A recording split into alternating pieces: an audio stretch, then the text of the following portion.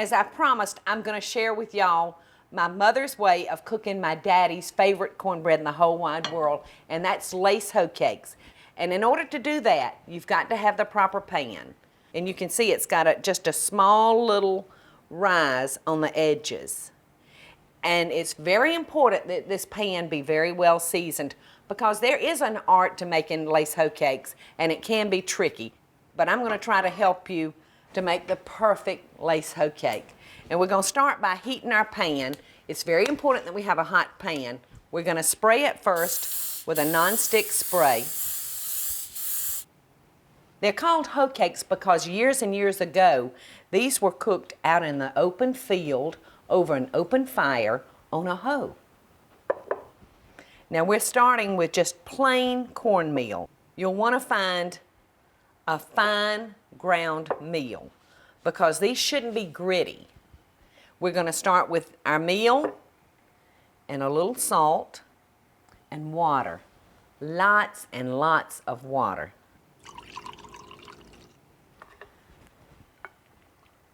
This is definitely a poor man's bread.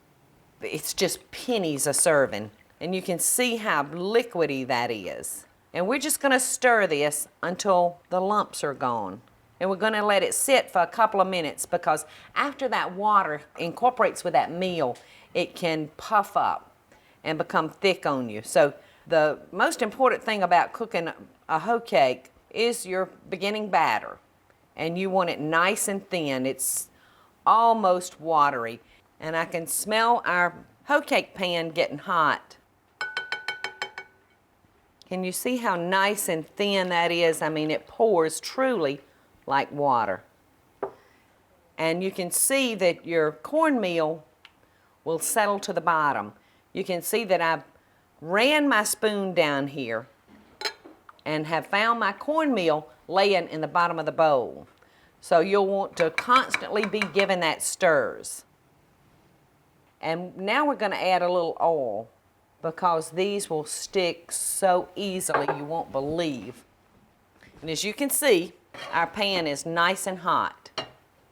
My mother made these hoe cakes twice a day, every day. I think probably my mother and daddy's very special and favorite time together was at lunch, when my brother Bubba and I were away at school. And she started off their lunch hour by serving him a delicious lunch. And the bread, every meal, was hoe cakes. And you can see that we've gotten our pan good and hot, and it's already beginning to lace around the edges for us.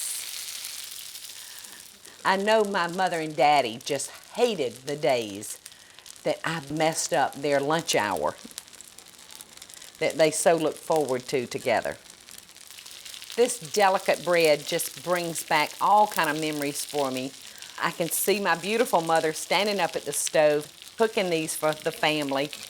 And I'm even using my grandmother's hoe cake turner, and it's dated 1945.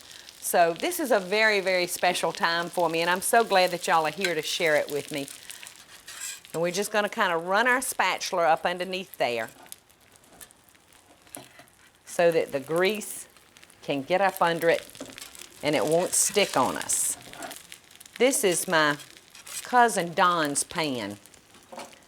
At some point, I even lost contact with my mother's hoe cake pan, which makes me very sad. All right, I'm going to show you a trick now on how to turn these hoe cakes.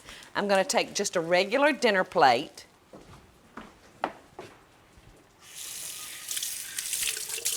and I'm going to run it just under the water,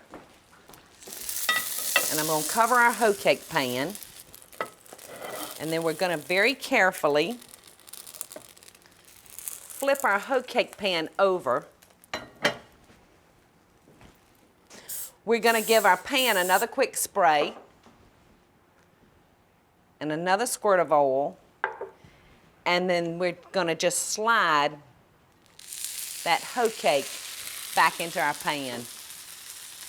The water on the plate allows it to just slide very easily off. I can't tell you how this cornbread just does something to the meal that a biscuit can't do. You know, there's just nothing like a big chunk of buttered lace hoe cake. And at the end of our meal, we would pass the syrup, and it would be our dessert as well. Now that we've flipped it that first time, it's easy enough to take your spatula and flip it back and forth. But that very first time, you really are going to need the help of a dampened plate. All right, we're just going to take this one off, and we'll just repeat the process. And you might not think that you'll need to grease your pan every time, but trust me, you really will, because they'll stick so badly on you if you don't. And that's about the biggest problem that you're going to have when you're making your hoe cakes. And you can see this batter is starting to get thick on me. So I'm going to control the thickness of this hoe cake by the way I dip up my batter.